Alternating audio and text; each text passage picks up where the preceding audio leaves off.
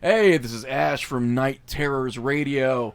I'm also from horror-fix.com. Gotta have the hyphen in there, right? Right. Yeah. It's like I'm on my third marriage or something. I kept one name just because it had some social clout. So we're on Night Terrors Radio tonight. I am I'm accompanied by two co-hosts. One who has not been a co-host in years and years and years. Yeah, probably close to 8 years at this point. Oh, I think it's even more. Yeah. I think it'd be even more. Mark Gray joining us from the West Coast tonight, actually in the studio. How's it going? And then we have Jim Chandler. Hello. Now, I can actually move you guys so that you're on Facebook Live. Jim, put your pants on. Give me a second. Not that this is exactly family friendly. Right. You will hear a disembodied voice in the background. That's my lovely wife, Chanel. She's We don't just have a the other voice. headphones, There's no body there. But it's Just a disembodied voice. Yeah. I can't hear anything, so I'll just be laughing randomly. She's atmosphere. Literally, she's the atmosphere. That's right. Just lips there on the screen. We should do that. So we have a great show lined up for you tonight. We have... Now, do you go by Thomas or Tom? I go by anything but late for dinner. But yeah, Thomas works. Okay. Thomas Haley. He is a filmmaker. He is the director behind the short film, which is still on the film circuit, correct? The festival circuit? Yeah, it is. It's doing well. He is the director of The Crossing. He is also director of the to-be-released feature film, Desert Moon, correct? Yeah, we just we are in post now. Yeah, that is a true statement. So we got a lot of exciting things to talk about tonight. Jim, get off your phone. It's not that important. Give our guest the respect he deserves, Jim. I'm looking up Thomas Haley. Okay, all right then. He's Our crack research You're team. supposed to do the research before the show. It's a good thing we only had about a week to prepare for this, Jim. Yeah, I just knew about it. I was going to be on the show tonight. Yeah. I'm already. And more Mark's already research. more prepared. He's got his pants on at least. Right. So we've watched The Crossing. We really, really dug it. Obviously, I really dug it. I wrote a good review on it, which is rare for me because usually I pick it apart, Mark. That's what I do. Is it that, or is it the fact that you have trouble stringing more than 4 syllables together to write a review?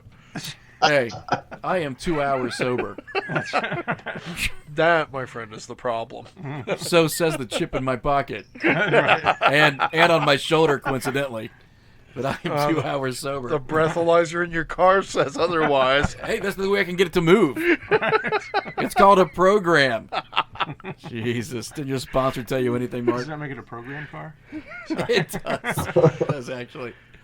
So what I'd like to talk about is, I'd like, first of all, if you could give our audience a little bit of an introduction, sort of a little bit of your background, Thomas, what prompted you to become a filmmaker, how long has your love been for film, and then we'll cut right into the slew of dick and fart jokes. All right. Well, I'm going to rely on you guys for the good jokes because I don't have those. But we are in the minority on that as well, Tom.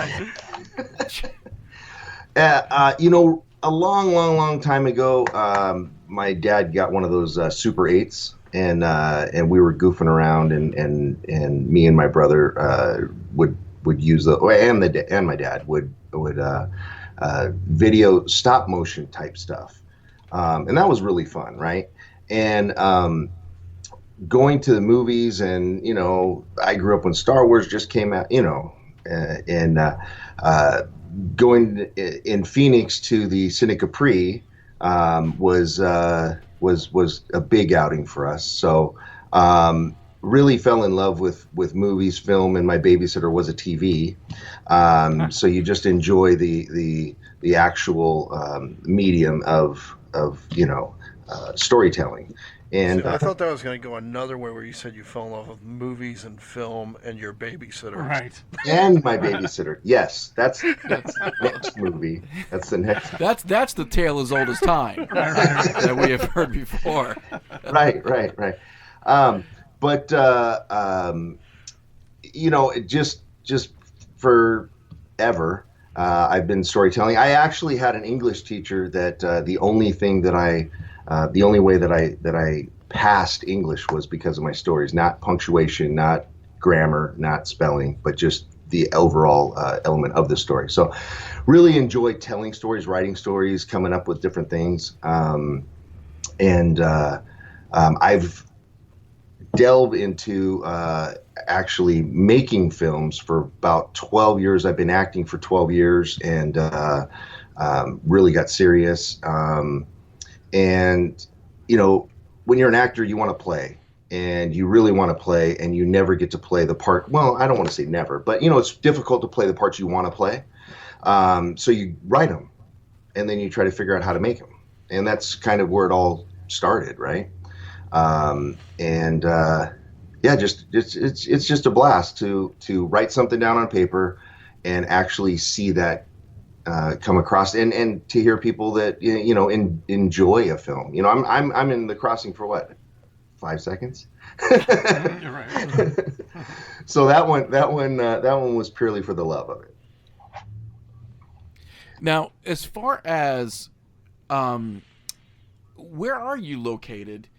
Because we always like to hear sort of what the culture is there. And a lot of times we talk a lot of people from the West Coast. We talk a lot of people from Canada. Strangely enough, is a big part of the show is a lot of our Canadian guests. So where are you located, Thomas? I am in Chino, California, which is a small town. Well, it's a city that is about 35 miles from downtown LA, east of downtown LA. West of downtown LA, I'd be in the water. So east, downtown LA. So we're looking at to have 2 Californians with us now. Where are you located, Mark? I'm in Huntington Beach. Why didn't I drive to your house and we surf after? There you go. Well, I'm in Illinois visiting right now, but normally I live in Huntington Beach. Ah, okay. So it's kind of a tease. Got it. Yeah. Hey, you're always welcome when I get back. Thanks. Now, are you a native Californian, or was there some migration? Because California seems to have that pull, that attraction, that gravity. Yeah, I've been. I grew up in Phoenix, Arizona, and back when I was growing up in Phoenix, it was my dream, as well as a lot of people that I grew up with, dream to get out of Phoenix and go to California, where the world, where everything happens. So I'm not a native. I've been here 30 years, which is a long time. Yeah, I've only been living out there for about 8 years myself, but it seems like most of the people I know out there are all transplants as well. So yeah, I've noticed the trend for sure. Yeah. See, we are actually Illinoisans. There is no gravity. There is no pull. This is not, unfortunately, even though it is a field, it is not the field of dreams, Thomas. So you said you're annoying? What? Annoying? Illinoisan. Oh, okay, got it.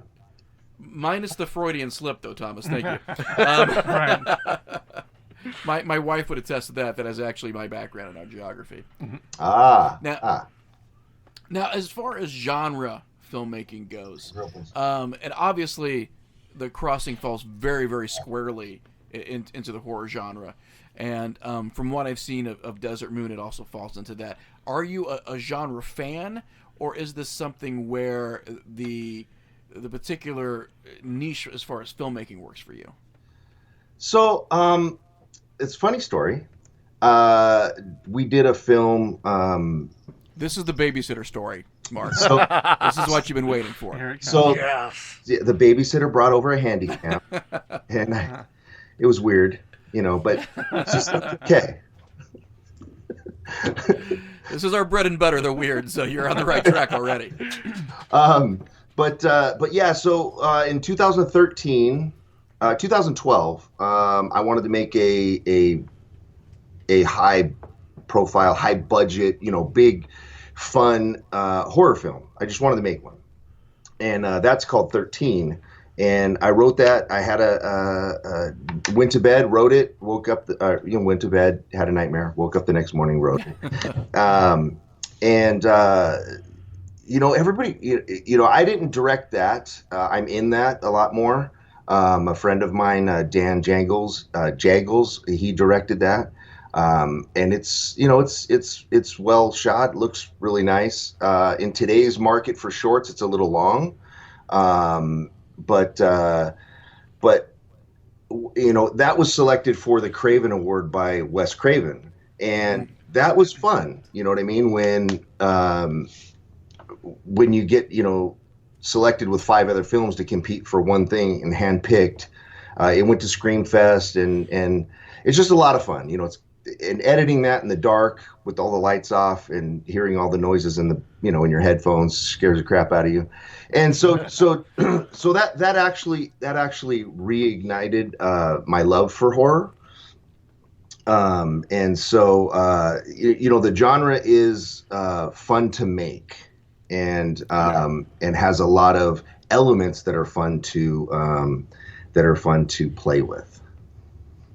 Well, I would think as far as, and we've always sort of talked about this on the show too, I mean, as far as loose format filmmaking, horror lends itself to something where, you're expected to break some rules. And I think that comes with it a whole lot of freedom. Yeah, I mean, there's our jump scare, there's our builds, there's our screaming, there's our victims, and there's our villains, and that makes it a lot of fun, right? Because you've got rules that you set up, and then once you have those rules, you can just go wild with it. And in horror, if you do something super super crazy, then you're a pioneer. Right. But if you stick to the rules, then you're tipping your hat to the genre itself, which is it's a fun genre. It has a lot of I am a fan.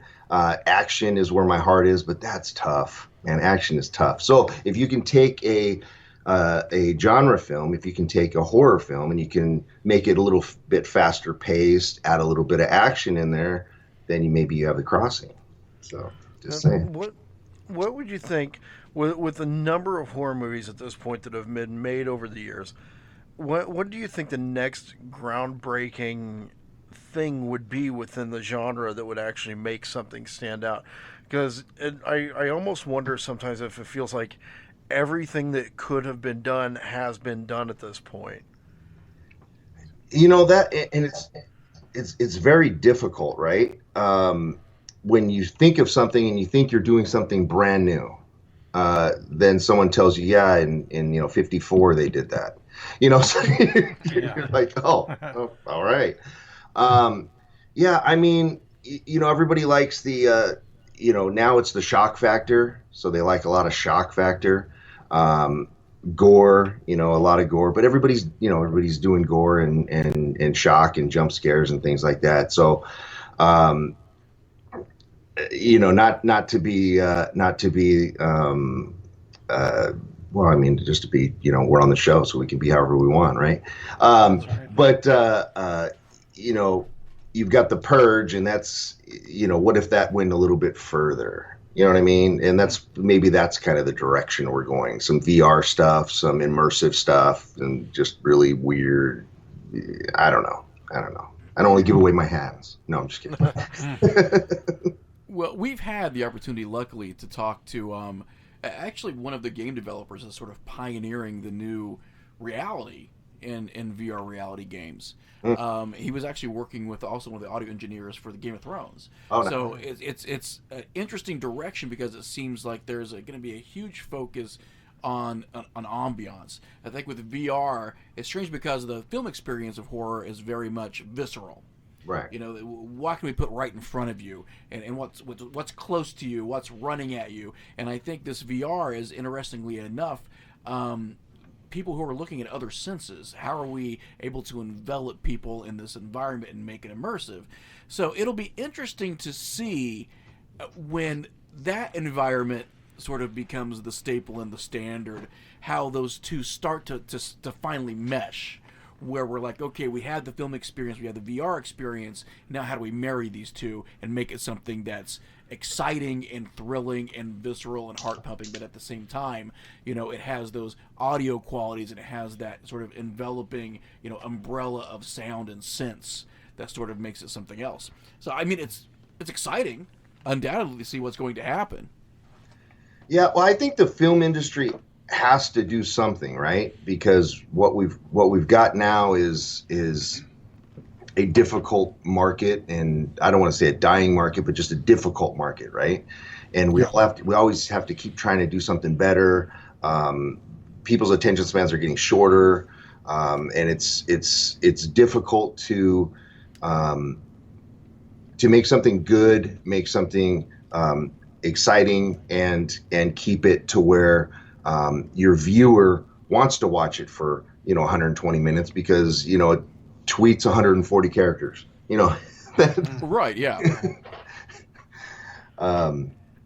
But yeah, I mean, like vibrating seats and VR headsets, and I haven't shot a VR. I've been on VR sets twice, and they're interesting. I would love to do one, but I feel that because you have a 360 degree, boy, that's a lot of double checking your back and forths, But it would be fun to do a horror like that, yeah, for sure. The only holdback with that is the limited number of people that actually own that technology to do it, though. I know that they had that 4D experience, which is in limited theaters. Yeah. I mean, I think, nationwide, and I'll talk about like the Americas, not just nationwide, but extending into Canada. Right. I think there are, 50, if that. So, I mean, the idea of it, I think, is great. But, yeah, it is sort of what you're saying. We've always sort of been held back a little bit by hardware. We've always sort of been held back, even with the VR stuff. We've got people who have entry-level equipment, but the equipment that really makes that experience stand out and gives it that level that we're looking, that's sort of a game-changing level. I don't think everyone has all of the Oculus Rift equipment to really make that happen. Well, I think the thing that worries me is we had 3D and really good 3D finally, but people had a problem with the glasses, and the glasses got so where they were like sunglasses almost. And we still had people that had a problem wearing the glasses. Well, that was the study that was done. Right. I mean, I've still got a 3D set. Yeah. So, and there are still 3D Blu-rays being produced, and even 4K Blu-rays. Sure. 4K 3D movies being produced overseas. But there's no more 3D TVs being. But there's no more 3D. Right. And strangely enough, when they were taking a look at why the market never reached that saturation point that they were looking for, then this is what American audience has actually said. It took too long to put the glasses on. That's what American audiences, they said it took too long to put the glasses on. So it's definitely speaking to what you were saying, Thomas, about this ADD society. Yeah. Right. 3D didn't get a foothold in American markets quite simply because, and I quote, it took too long to put the glasses on. And that's what we're dealing with. It really is what we're dealing with. Yeah. Yeah. And especially for you, Thomas, as a filmmaker, when you know that that's the mentality, man, that's got to be a hurdle. Like, coming out the starting gate, that's got to be a hurdle. The millennials killed 3D. We're just going to blame them right now, right? Well, video killed the radio star, Mark, so why the fuck not? Yeah. Right. It was a logical progression. It's only going to happen sooner or later. All right. Now, do you find that overwhelming? I mean, going into filming something, you've got an idea, you've got a vision. Is there this element that's always in the back of your head going, wow, this ADD society, this thing of being able to get my hooks into somebody? Yeah, I mean, it's definitely why. I mean, I've done 13, 14 shorts of my own, and it's definitely why I feel more comfortable doing shorts than features, because it's now, if you can, I mean, when Vine came out and the first time my daughter showed me a 7-second video, I said, there's no way there could be any kind of story in 7 seconds. That's impossible. And then I start seeing all these things and I'm like, wow, we're screwed. As filmmakers, Right. if somebody's actually telling a story in 7 seconds, we have just completely ruined our viewers. You know, how, you know, we've spoiled them like crazy. You know, I saw some really high quality stuff in 7 seconds. So I'm like, this is nuts. So, you know, I took that, and then, like I said, my short 13 was pretty long, right? It was like 20 minutes. It had some feature worthy scenes in it. So there's 3 pretty long scenes in it, and watching that and going through the festival circuit with that, all the other films between then and today are more faster paced. They're more to the punch. There's you've got to get into the world, create the world, and get out of the world. Boom, boom, boom, keep moving. That opening kill on the crossing, I had feedback that was, you know, it was too long. You did too many whacks, and I said, well, I wanted to. Yeah, right. Those are from the people that took too long to put glasses on. Yeah. Yeah. But you know, it's definitely I feel that if you're going to make a movie, you have to sit down and understand where your demographics and where your viewers are and exactly what they're going to do. And take that into account absolutely through the whole editing process, the cuts, the way that you write the scenes, how you get in and out of a location and things like that. It's very important. Well, I think something that's striking about The Crossing, as soon as, you know, that first scene really starts to hit its stride, is you realize that, first of all, it looks great. Yes. Thanks. I mean, it's a beautifully shot short. It really is. Now, what are you shooting on? That was on a Red Scarlet with Canon Cinema Glass. Okay. Now, do you have this intent? I know there are filmmakers who are very guerrilla filmmaking. They're not really concerned about equipment. They're not really concerned. Sometimes they're not really concerned about process.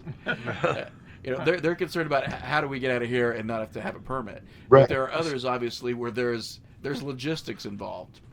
So going into something like The Crossing, what's your battle plan going into something like that as far as the short? Because the Crossing is an endeavor. You've got a lot of stuff going on. You've got multiple locations. You've got actors that are on screen for longer periods of time. And then you've got the fact that it is cinematic and the quality that it represents a full arc. So what is your battle plan going into something that is as extensive as The Crossing when it comes to short film? You know, I wanted to make something that was really, really good, that would get me on this show. This is completely the only reason why I made it. So I'm glad that my... Remember when we talked about the fact that we actually have plastic poop in our studio? I think you're selling yourself short. So you know what? Basically, what I did is every time I've ever made a short, I've told myself I want to learn something from that short. I want to learn a shot. I want to learn some type of stunt, some type of angle. What we're doing. You know, if we're going to use a jib or a crane or a dolly, you know, what are we doing? And that way, when I get into different features or I'm working on different features, I go, yeah, this works like that. And funny enough, The Crossing started with, I just wanted to drop someone on a windshield. Wow. And that was like the big thing I wanted to do. And I'm not saying it happened. Maybe it didn't. I don't know. But yeah, going into that, I just took it like any other project that I help people break down.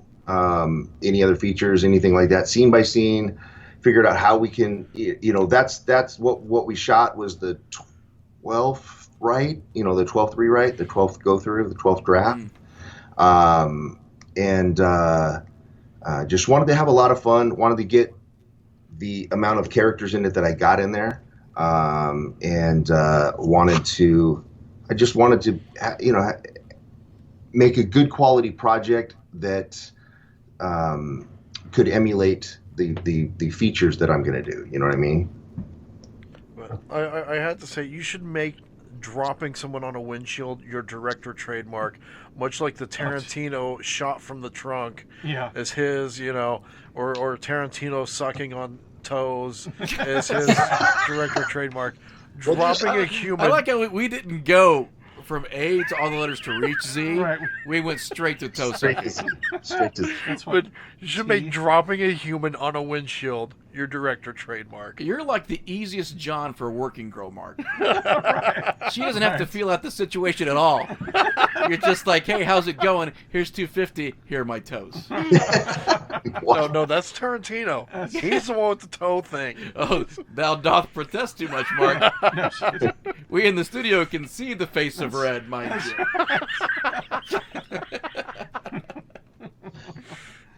Well, like we said, we love the fact that it comes across as very cinematic. And for me, I feel that there is a whole arc there. In my review, even, I talk about the fact that we hit so many benchmarks in a 15-minute film that a lot of feature films fail to hit. We get a backstory. We actually get a flashback. We're introduced to characters. We get motivation for certain characters. We're introduced to... I love the villain, by the way. Yes. Now, that was Victoria, correct? Yeah, that's Victoria DeMar, right? She's fantastic. Yeah, she was great. Yeah. And I went on her Facebook page. There are a lot of things fantastic about her. And you can see them all on her Facebook page. But And she's fun to work with. And that's what I was saying. So she's very fun to work with. Now, and also now the connection between you and Brooklyn. You have the same last name. What is the connection there? That's my daughter. Okay. So by the way, in a room full of old men, here is what I had to tell everyone in the room. This might be his daughter. So we're gonna play it as cool as absolutely possible. Until we Because ask the question, and then we find out. This is how orders of protection happen. We have to ask the question. Now, did your daughter set out to be an actress? Was this an ambition that she had? Because she's very organic. I mean, it seemed very effortless for her. She's been acting since she was 8. So she's actually the lead in 13. She's the villain. So that when I wrote that was based on, and I'll give you the short little way that I wrote that. It was a nightmare that I had. I wrote it down about a 12-year-old girl who, when she turned 13, instead of getting her period, she became a vampire and killed people. So this isn't far from the mark of also what happens when they get their first period. Mind you, I've got 2 teenage daughters who I believe are both vampires. Yeah, it's a true life story. But yeah, I mean, she was great in that. So when we sat down, when I started writing The Crossing, I said, hey, I got this project I want to do. I don't exactly know what it is yet. I kind of want to take an urban legend, create an urban legend. I want to drop someone on a windshield. Do you want to play the villain, or do you want to play the scream queen, or the pretty girl? What do which one do you want to play? And she said, well, I was already the ugly monster, the ugly one in 13, and can I be the pretty one? Sure. You know what I mean? And so from there, I knew that I knew that who my character was, which helped, who was playing the runaway girl. And then I wasn't sure at the time when I was writing it what the urban legend was going to be. So we live right next to a train tracks. Like, I get woke up at 1:30 in the morning with a train. So I have nightmares about trains, just train. So I've been trying to put a train crossing in a film for 8 years. So I decided to make the whole film about the train crossing. As just like a catharsis. Right. And I have to say, she has got that horror movie scream down. Yeah. pat. Oh yeah. Definitely. Nice. Well, she actually, she's been in some projects that have utilized her scream. Camp Twilight, she was one of the lead teenagers in that, and then we used her in in the crossing, and 13, she's nuts in that, and everything that she's in, she gives 110%, and she's just a lot of fun to be on set for You everything. can't fake screams like that naturally. No. You have to like really work at making that a convincing, terrifying scream. I'm poking her from behind. You can't see it, Is that right? but I'm stabbing her with a small pin. Gotcha. This is the insides out taser. of Mr. Ed filmmaking. Right. Right. Good old taser just zaps her with a scream, girl. Gee, you put a lot of effort into that, Mark. If you can see the theatrics behind it, either that was from memory or that was from fantasy. Either or, I'm disturbed, quite frankly. So, the crossing is currently in the festival circuit, correct? Yeah, I think the last ones that we're waiting for a couple more, right? Some cutoffs on that, but we go to Vegas at the end of the month, I think, or beginning of the month. We haven't got the date yet for AOF, and then there is one other one that I was told we were not allowed to say we're in, but I think we're in. Wink, wink, wink. Very cryptic. That one may play in October, but I'm hoping that we find that out pretty soon, because it'll be on iTunes as soon as it's done with the iTunes and Amazon, all the places, for as soon as it's done with the festival circuit. So, depending on the last festival, what are your expectations as far as the time frame for it to actually to be released online? It's already done. All the everything's done on it. The QC and everything like that is done. There is a couple credit corrections that have to be done, so I have to pull it back out, do those, and then put it back up. Okay. That'll take a day. But all the sound's been already approved. The audio's been approved, or the music's been approved as far as levels and things like that. So, I mean, it literally can go up in a week, I would say. And you were finishing up post on your feature, correct? No, we just started post. Okay. We just. So what can you tell us about the feature then? What can I tell you about the feature? Well, it's a project that I wrote before The Crossing. A husband and wife. It's Desert Moon. A husband and wife go camping for their 10-year anniversary, and they go into a town that is run by a sheriff who has a history of losing his brother to a wild animal that no one really believes what the wild animal was. They think he's crazy, and the husband and wife pick up a hitchhiker, and of course invite her back to camp, and then it just goes a little crazy from there. Skinwalkers. So can we talk about casting? Yeah. Like, what are we allowed to say? As far as cast, Yeah. everybody's already on IMDb, so I mean it's public. Yeah. So our lead is Sarah French, who plays Lizzie. Jennifer Nangle, she is the one who plays Alicia, who is the wife. Richard Grieco, he plays the sheriff. The guy, there's a guy, I can't remember his name, but he plays Bruce. Oh wait, it's me. And then, and we have lots and lots and lots of fun people in there. We've got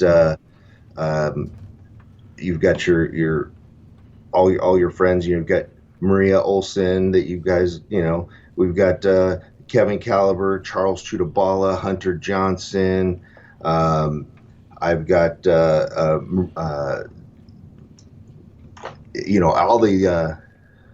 the fun, right? And then it's hopefully you guys will enjoy that one, because we did all the work that we could to get that one to look as beautiful as The Crossing. So. And since you're just beginning post, do you have any kind of projected release for it? So the goal for is Halloween. That's the goal, to actually be finished with it, not a release, right? To be finished and try to get it to AFM and see if we can't get some distribution. Brooklyn's actually in this one too. She plays one of the hunters. Joe Netter wrote this off of the story that I gave him, and he's also one of the hunters. Julianne Prescott, she plays the newscaster. I've got Melissa Santos is playing the actual news lady, Jamie Watts. James Duvall has a quick little cameo in here. A buddy of mine that I've been my friend for 6-8 years, Constantine Lavish. He plays our initial hitchhike ride giver. Now, how do you get a character name that's better than his real name? All right. Oh, Lavish. I think that's a great name, actually. I know. I mean, like, how do you? Yeah, no, you can't. As soon as you have the character, you just cross out the character name and just like you're you. Yeah.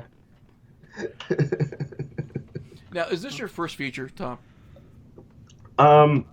It is. I've been on a lot of features. Actually, the funny thing is I produced Barry, which is in post right now, and we produced that last April, and that is a horror film directed by Alex T. Wong, and I produced that, and that was the first time that I went to somebody and said, we can shoot this feature in 7 days.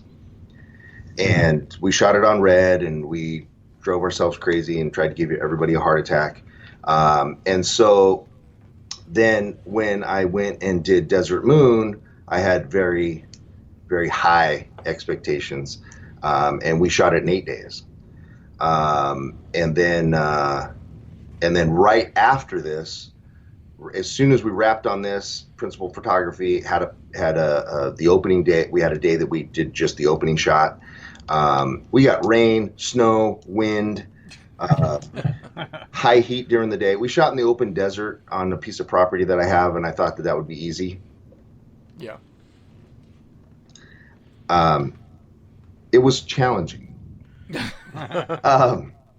And I went straight from that to another feature that was 7 days. So, I mean, I've produced a whole bunch of stuff. I've worked on a lot of projects in a lot of different positions. But this is my second feature. My first one's not finished. But my second feature, that this is in the can 100%. It's off to the editor. So this is going to be my baby, yeah.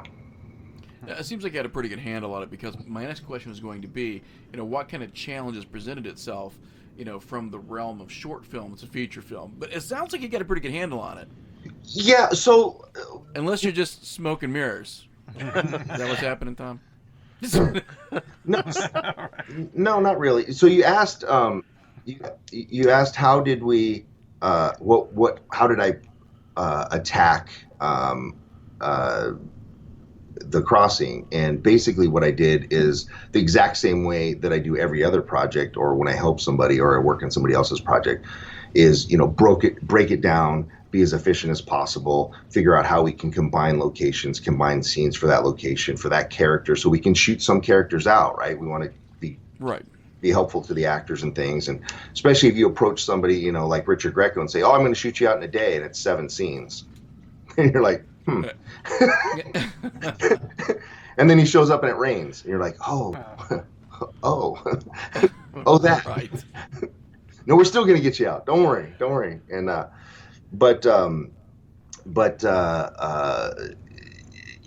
challenges, things that I thought I had under control, I actually didn't know. I didn't plan for. If that makes sense. I had everything thought out. I mean, we were a very small crew.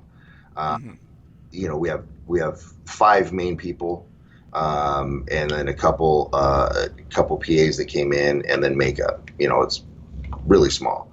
But we tried to be as efficient as possible for on the basis, trying to save time, right?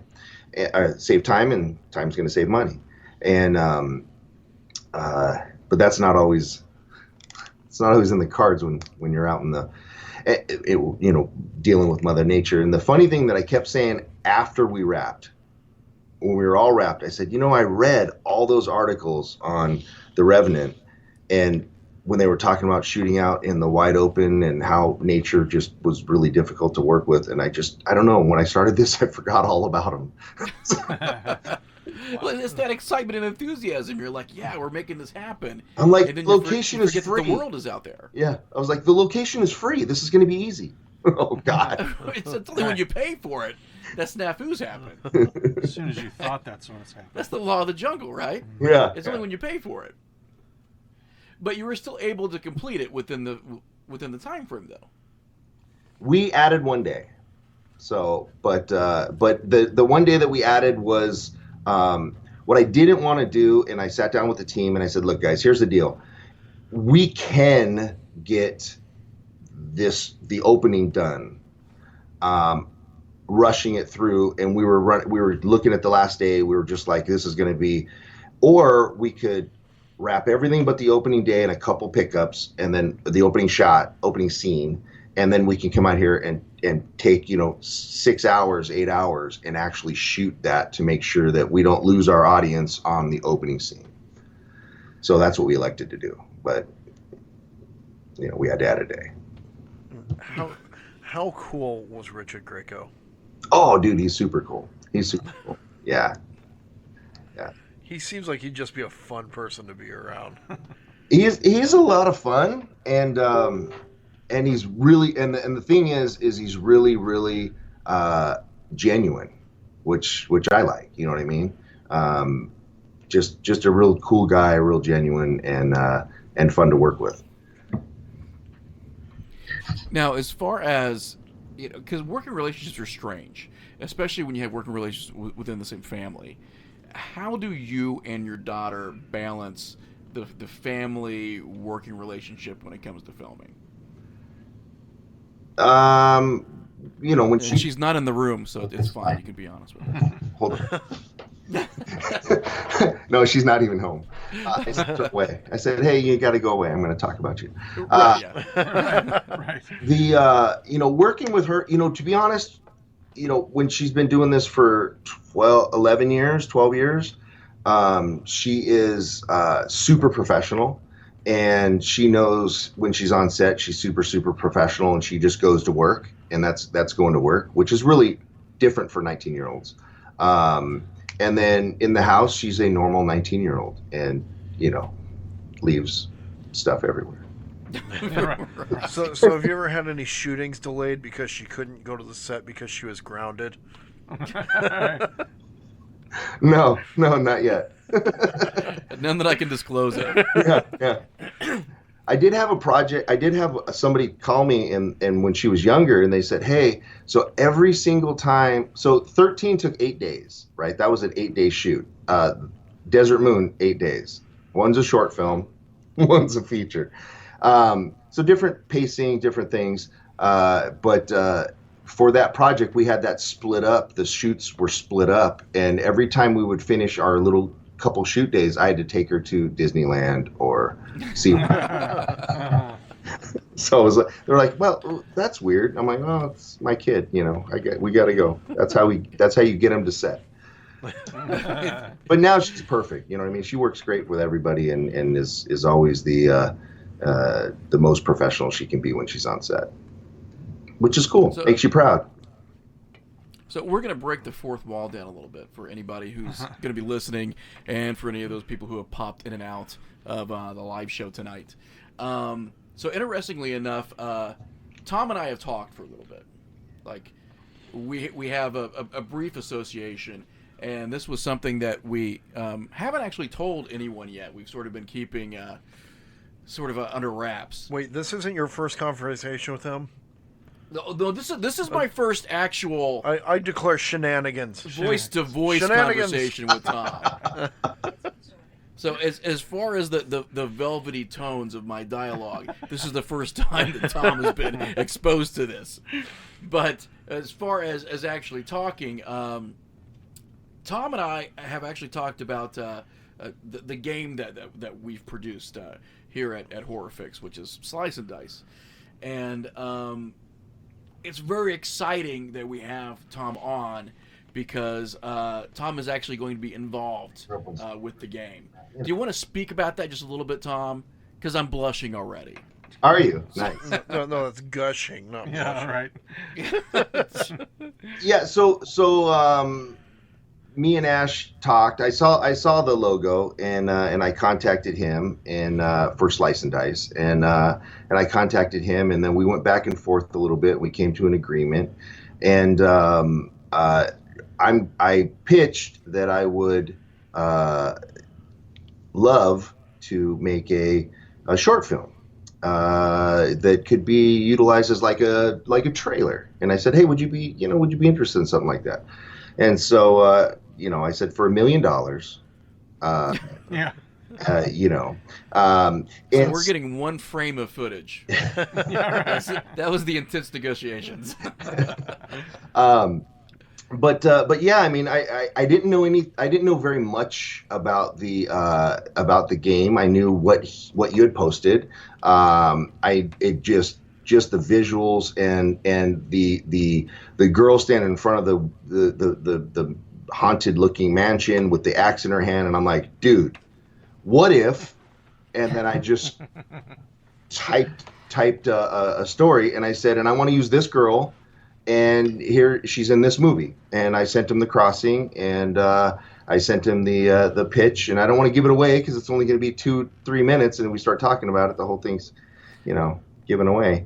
You'll know everything, but I'd love to have the creepy anticipation of a horror film in a short format that would encompass a quote unquote player that comes upon a villain and how that reaction would be. Does that sound vague enough?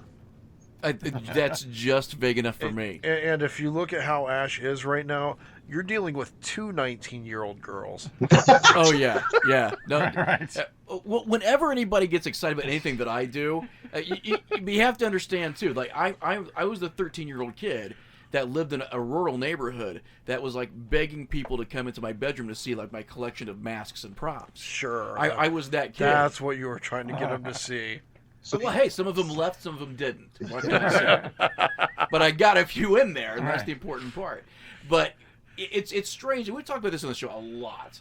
I mean, Tom, if you don't mind me asking, we're probably relatively in the same age range. How old are you, Tom? 700.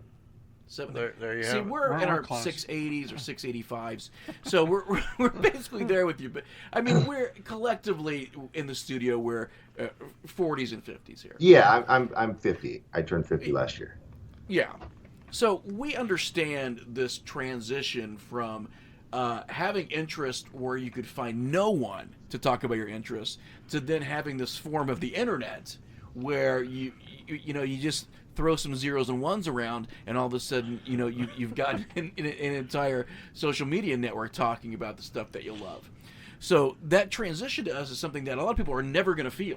The generations that come after us are really they're still going to feel alienation. They're still going to feel loneliness. But when you felt loneliness pre-internet, Yeah. take a walk.